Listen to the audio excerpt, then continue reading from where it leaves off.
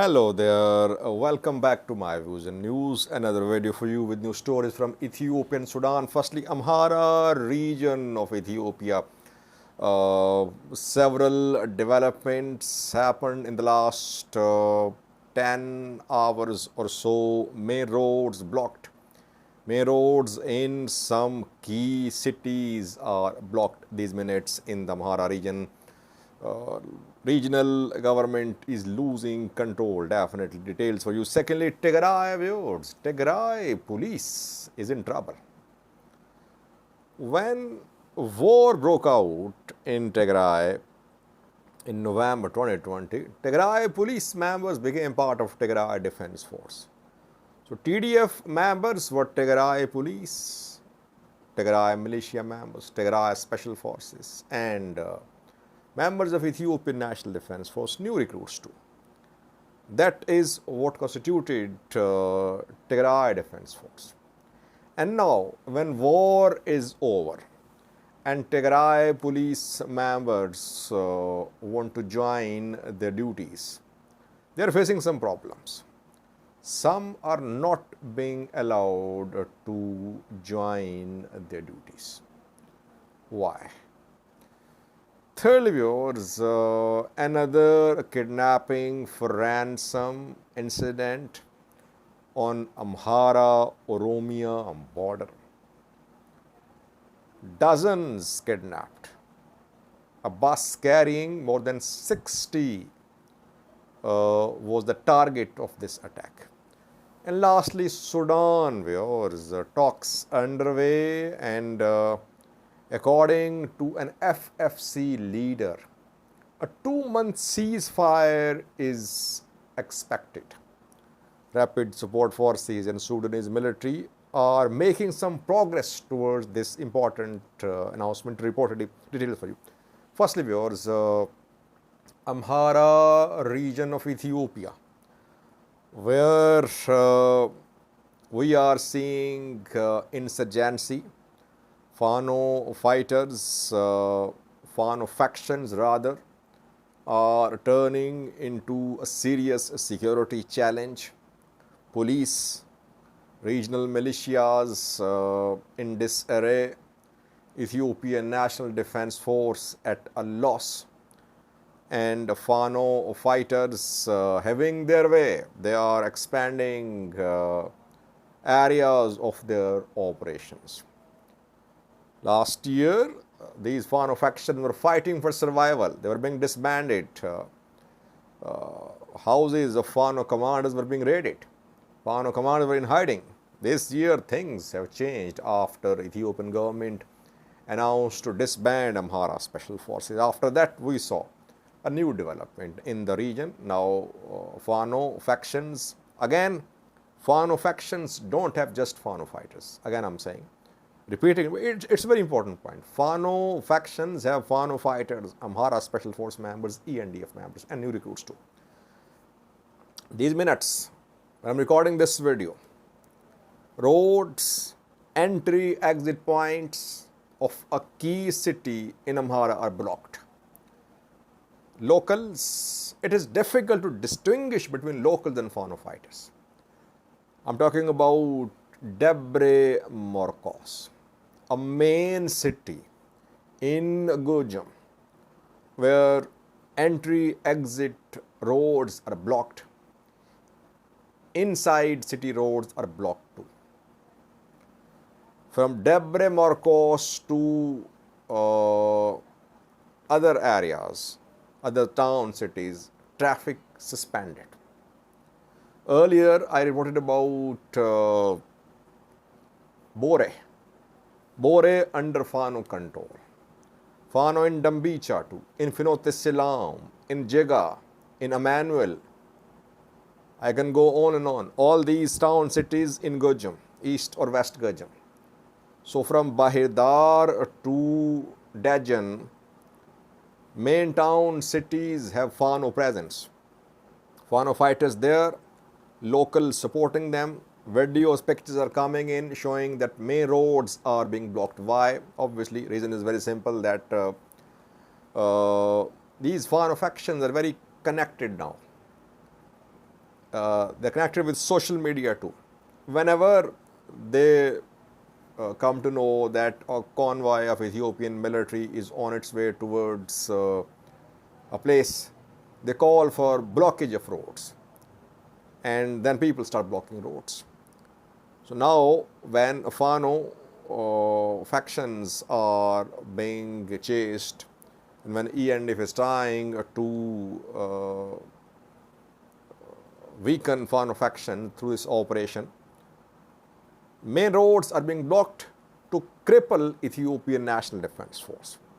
Obviously, if there are no open roads, ENDF won't be able to get logistics. Fano fighters are making it difficult for Ethiopian National Defense Force to move along main roads. Their strategy: carry out ambush attacks, block main roads, attack Ethiopian military's camps. And they are now taking offensive positions. They are reaching ENDF. They are not waiting for ENDF to come to them. They are trying to get ENDF by surrounding their camps, by carrying out ambush-style attacks on their moving convoys, etc. These minutes, Debre Morkos, main roads, entry-exit blocked. Bore to Dambicha as well. Overall, there is suspension of the movement of vehicles. Entire Gojjam destabilized. By the way, we did not discuss this conflict from the perspective of businessmen. Of course, when there is instability, businesses suffer.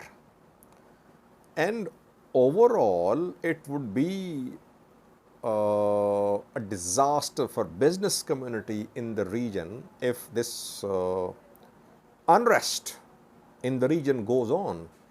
Who will invest in the Amhara region? How will businessmen protect their investments? Because now there is a new player in the Amhara, and that is Fano. And Fano factions are demanding financial support. They're extorting money from these businessmen. Like Ola collects taxes, they call it taxes. Fano is also demanding taxes from wealthy men, from businessmen in Amhara. Like Ola collects taxes in Oromia. So overall, security structure of the region collapsing. Political parties are nowhere to be seen. They cannot openly support Fano fighters, because if they do, government will not allow them to do that. If they oppose Fano fighters will assassinate politicians. So no politicians. Religious leaders have respect among Fano factions, I think. In some cases, they support Fano factions. Business community, seriously worried. Business community is worried about its investments, about its businesses in the Amhara region. So overall, instability, volatility is on the rise in the region. Gojjam, main roads blocked.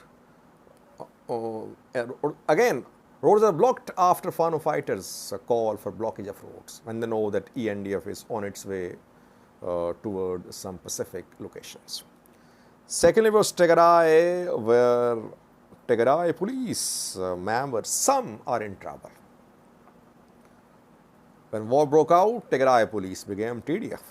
TDF consisted of Tigray Police militia, ENDF members, etc. Now, when peace deal has been signed last year and Tigray is rebuilding its security structure, obviously Tigray wants police force as well. TDF members are being recruited as police officials. But alarming thing is that some police officials are not being allowed to assume charge. They want to join their duty. They're not being allowed. They wanted to meet the president, Getachew Reda, but they were not allowed to meet with the interim president Getachew. Why? Which police members are not being allowed to join their duties? Those police members who did not fight in the war. Those police members who did not join Tigray Defense Force when the war broke out, they are being restricted, they are being stopped from joining their duties now. Why? Their crime is that they did not become part of the war. Legally, you cannot stop police officials from restarting their job. If they did not join the war, it does not mean that you can dismiss them from their police jobs. That is what is happening. Those police members who want to join their duties, they are being asked about proof. Did they participate in the war? Did they support Tigray Defense Force? If they were missing and now they have come to join their duties, they are not being allowed to assume charge in Tigray reportedly. Let's see what Getachew does to address this issue.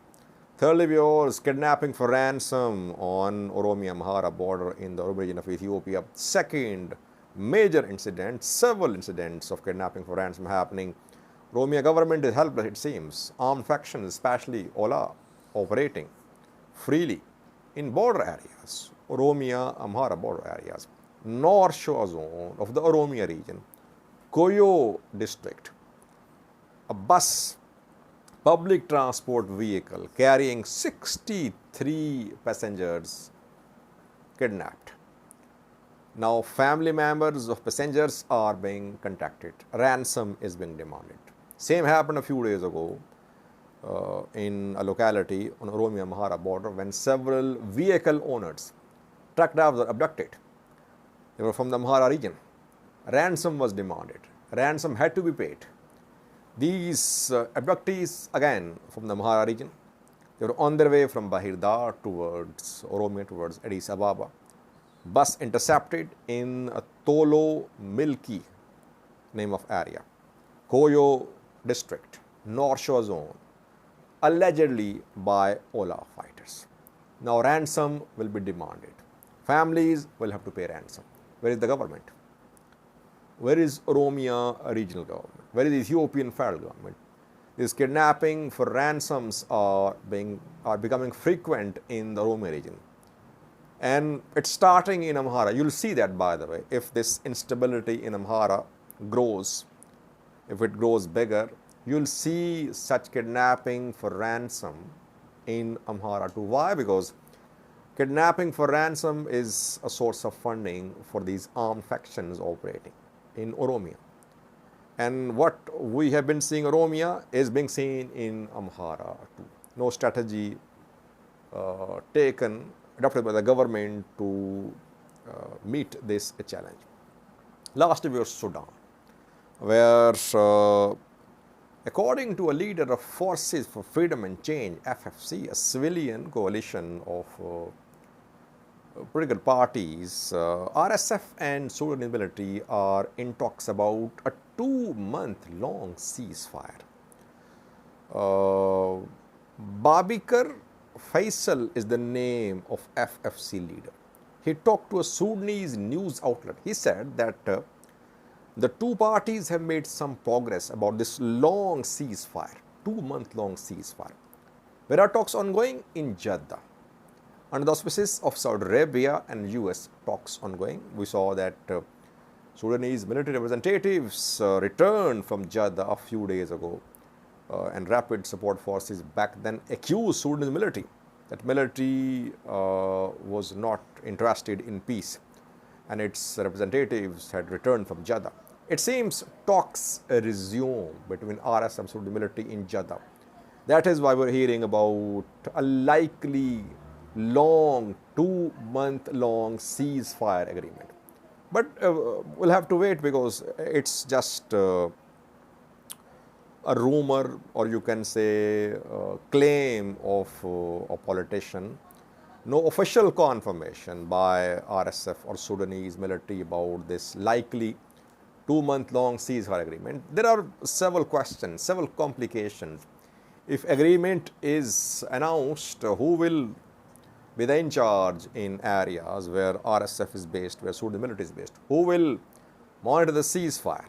People say that maybe forces from some countries like Pakistan, from Saudi Arabia, might come in Sudan to monitor the ceasefire. Too early to say, but something is happening in Jeddah, it seems. American ambassador to Sudan was in Egypt yesterday. He held meetings with Sudanese military there, with FFC leaders too, I think. So some progress is being made, but no agreement so far. Intensity of fighting has decreased. In the last 2 weeks, we have seen that now I think two sides are focused on consolidating their gains, and they are maybe waiting for the outcome of Jeddah peace process.